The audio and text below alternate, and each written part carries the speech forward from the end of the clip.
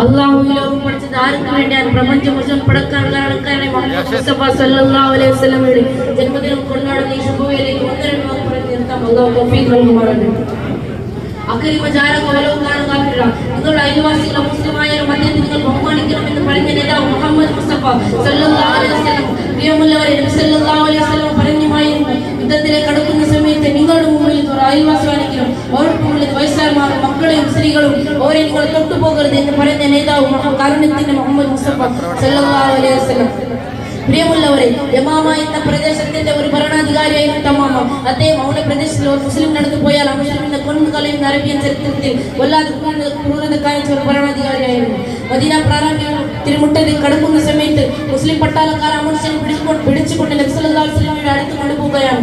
നബി സല്ലല്ലാഹു അലൈഹി വസല്ലം ആദ്യം ചെയ്തത് എന്തെന്നറിയുമോ?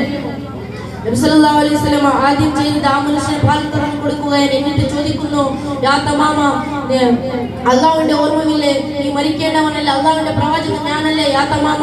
അപ്പോൾ തമാമയുടെ മുഖത്തൊരു പുച്ഛം അറിയുന്നു. തമാമ പറയുന്നു, ഒരു രക്ഷയില്ല നബിയെ. അപ്പോൾ സഹാബത്തിനോട് നബി സല്ലല്ലാഹു അലൈഹി വസല്ലം പറയുന്നു, ഈ മനുഷ്യനെ തൊട്ടുപോകരുത്. നിങ്ങൾ ആര് പറയും?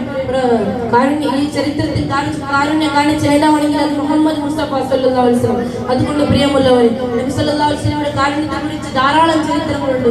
സമയമില്ലാത്തതുകൊണ്ട് ഞാൻ എന്റെ പ്രസംഗം നിർത്തുന്നു. അസ്സലാമു അലൈക്കും.